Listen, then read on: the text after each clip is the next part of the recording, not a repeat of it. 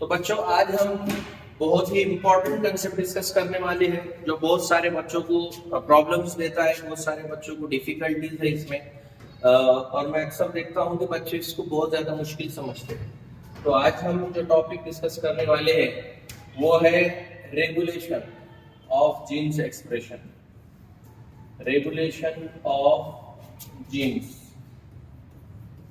Jeans का regulation कैसे होता है, ये पॉइंट्स मैं यहाँ पर समझाने की कोशिश करूंगा।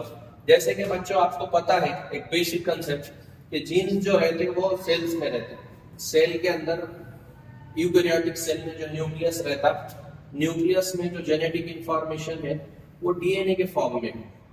तो ये जो डीएनए है इसके खास सेगमेंट पर्टिकुलर वो जीन्स के तौर पे देखे जा सकते हैं। वो बेसिकली जीन्स है और ये जीन्स का कुछ ना कुछ एक्सप्रेशन होगा। एक्सप्रेशन होगा मतलब ये कुछ ना कुछ इंफॉर्मेशन शो करेंगे। मान लो ये एक एक्स जीन है और ये जीन का काम है पर्टिकुलर प्रोटीन सिंथेसिस करना। ये प्रोटीन सिंथेसिस के लिए है। मान लो ये जीन है प्रोटीन सिंथेसिस के लिए, ये प्रोटीन सिंथेसिस में इंपॉर्टेंट रोल प्ले कर रहा है मान लो। तो ये जीन्स बेसिकली पहले ये जीन सेगमेंट ऑफ डीएनए है, मतलब ये जीन जो है वो डीएनए के फॉर्म में है। डीएनए का एक टुकड़ा ही है छोटा सा, ठीक है। तो सेगमेंट ऑफ डीएनए है। तो ये डीएनए पहले एमआरएनए बनाएगा, एमआरएनए का फिर ट्रांसलेशन होगा और ट्रांसलेशन के बाद हमको वो प्रोटीन दिखेंगी जिसका ये फंक्शन है, पर्टिकुलर जीन का फंक्शन। तो ये प्रोटीन बनेगी।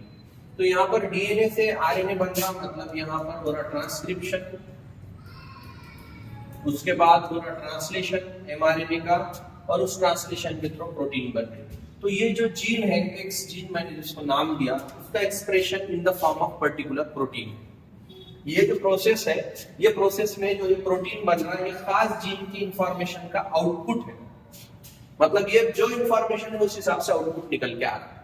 अब सवाल ये है कि बायोलॉजिकल सिस्टम्स में जो नए नए चीजें बनती रहती है सेल के अंदर, वो सेल के अंदर चीजें बनने के पीछे क्या रीजंस है, उसके रीजंस हमको समझना है। तो आज का जो मेरा टॉपिक है बड़ा ही सिंपल है।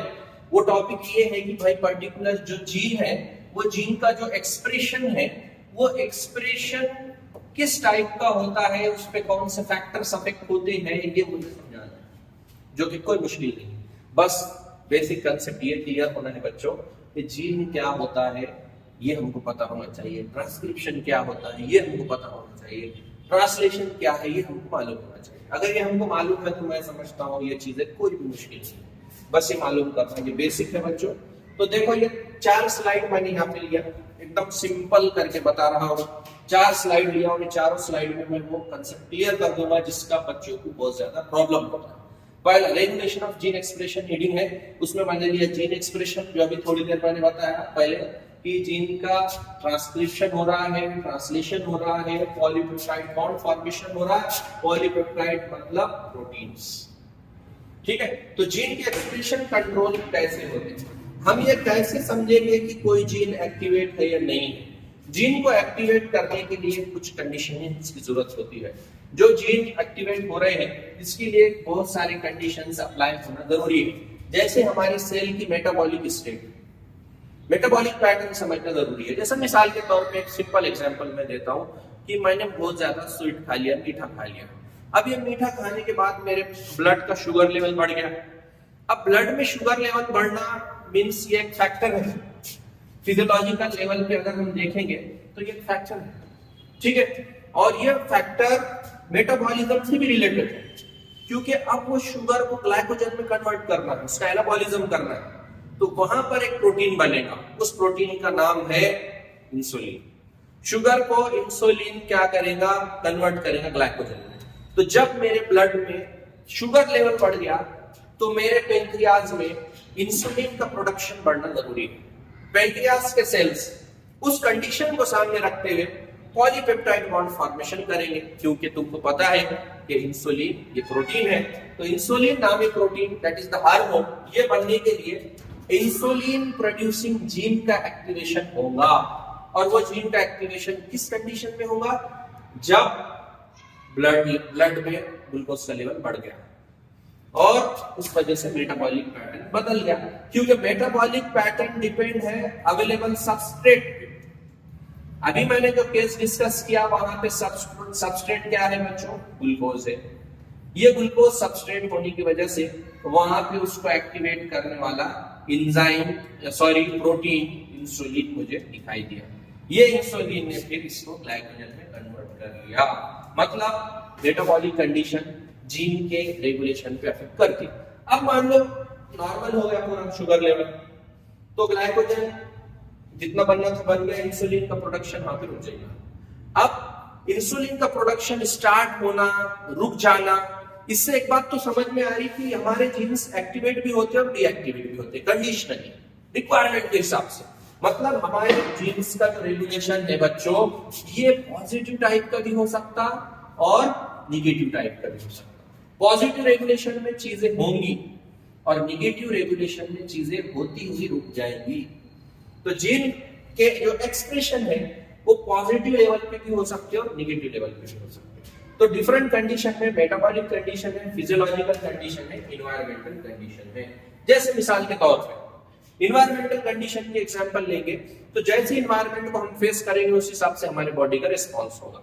जैसे बहुत ज्यादा ट्रॉपिकल रीजन में है हम, तो वहां पर बहुत ज्यादा लाइट की इंटेंसिटी रहेंगी, तो हमारी स्किन में मेलानिन पिगमेंट बनेंगे। मेलानिन पिगमेंट को रेगुलेट करने के लिए मेलानोसाइट्स रिस्पॉन्सिबल है, मेलानिन सेल्स जिसमें पिगमेंट्स रहते हैं, और इसको इनडायरेक्टली एक हार्मोन कंट्रोल करता है, melanocyte stimulating hormone. Particular hormone बनने के लिए पर्टिकुलर कंडीशन अप्लाई होगी, और आपको पता है पिट्यूटरी के सब हार्मोन बेसिकली पेप्टाइड हार्मोन, मतलब प्रोटीन। तो जो भी प्रोटीन बन रही है उसके लिए पर्टिकुलर जीन एक्सप्रेस होना जरूरी है, और जीन एक्सप्रेस होने के लिए ये तीन कंडीशन मैंने यहाँ पर लिया। एक कंडीशन मेटाबॉलिक, दूसरी कंडीशन फिजियोलॉजिकल कंडीशन और तीसरी इन्वायरमेंटल कंडीशन। अगला स्लाइड लेंगे हम, तो यहाँ पर देखो different level of gene expression in eukaryote. Eukaryotic cell में जीन के एक्सप्रेशन अलग अलग लेवल पे हो सकते हैं। ट्रांसक्रिप्शन लेवल पे जीन एक्सप्रेस होते हैं।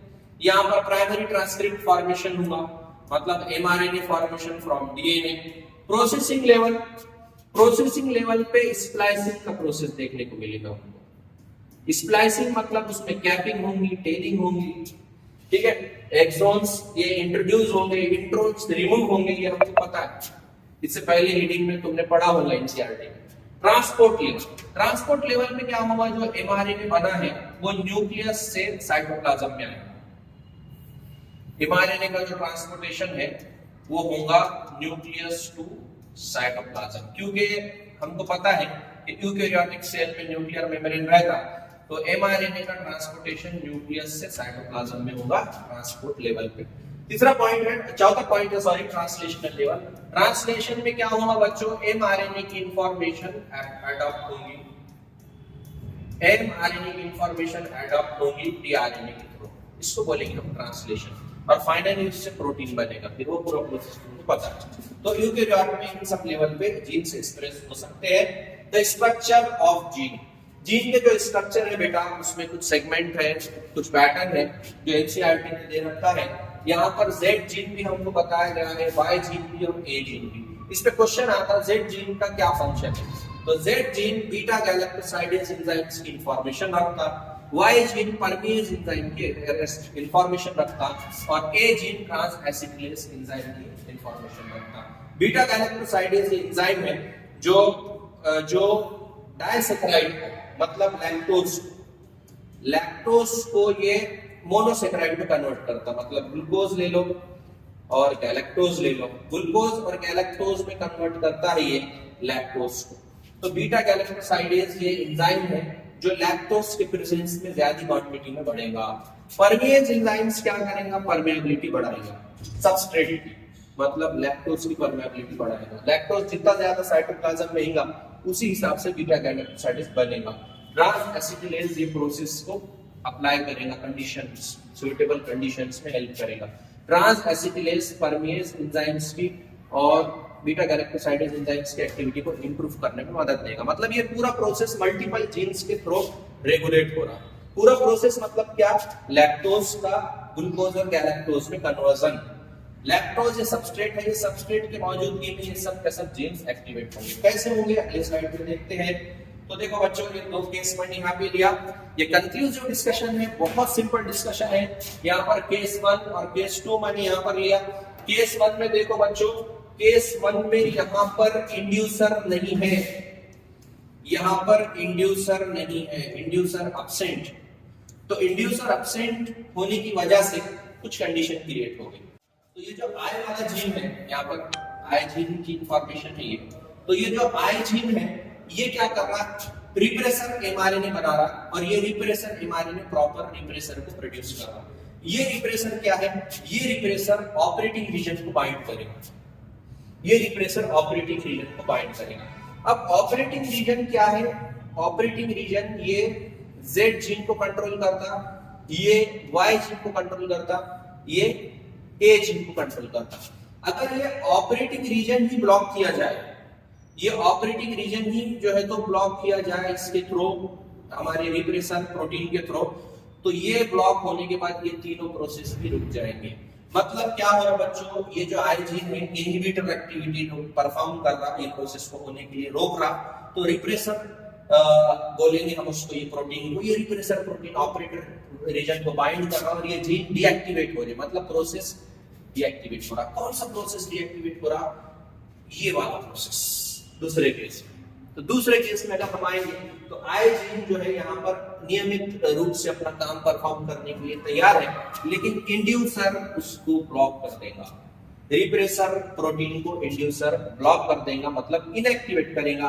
और बच्चों ये इंड्यूसर है लैक्टोज या एलोलैक्टोज, दोनों भी एक ही है, थोड़ा सा उसके स्ट्रक्चर में फर्क है बस।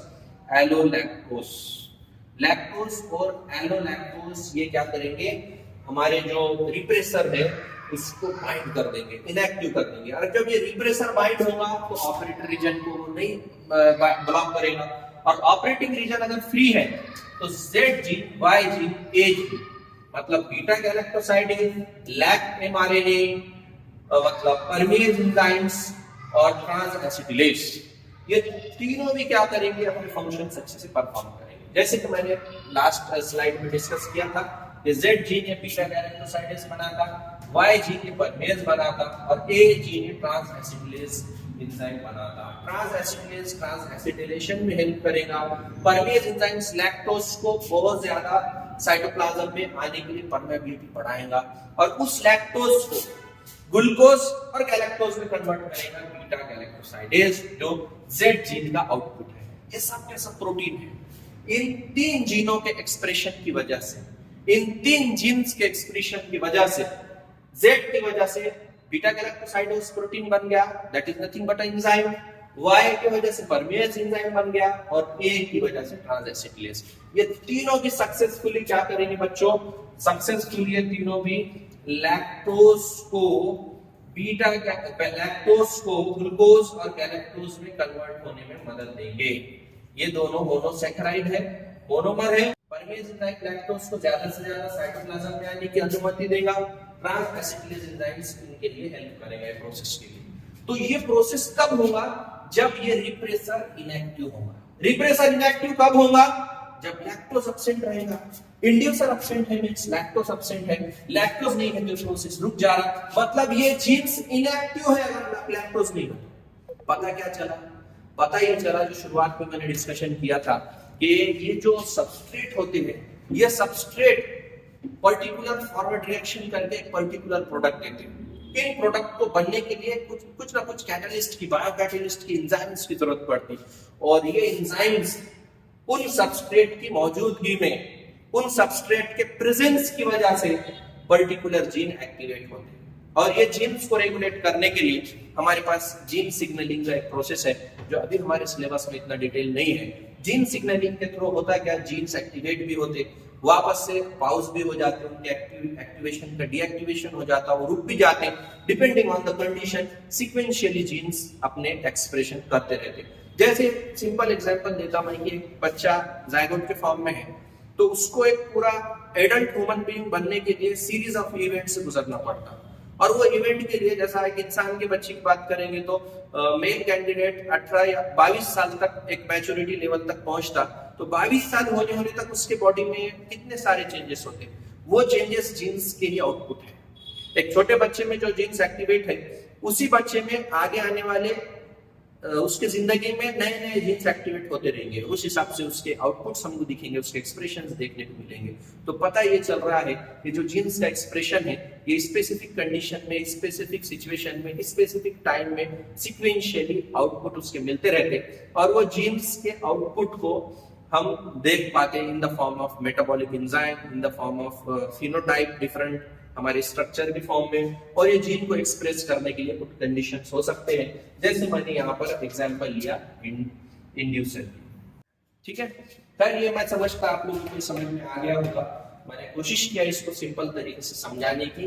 तो ये मैंने 3-4 स्लाइड लिया, ये 4 स्लाइड में मैंने शॉर्टकट बनाया नोट्स के फॉर्म में, रेगुलेशन ऑफ जीन एक्सप्रेशन, उसके मैंने कुछ पॉइंट्स दिया, आप इसके स्क्रीनशॉट ले सकते हैं। उसके बाद different level of gene expression in eukaryotes में जीन्स के 4 अलग-अलग लेवल में एक्सप्रेशन हो सकते हैं according to our text book NCERT. Structure of genes के कंपोनेंट देखे हमने प्रोकैरियोट में, खास तौर पे Z जीन है, Y जीन है, A जीन है, Z जीन का पर्टिकुलर फंक्शन, Y जीन का और A जीन का। उसके बाद फिर हमने देखा 2 केसेस, एक इंड्यूसर के एब्सेंस में किस टाइप का पैटर्न रहता और इंड्यूसर के प्रेजेंट में किस टाइप का पैटर्न रहता, केस 2 में। होप आपको ये चीजें समझ में आ चुकी।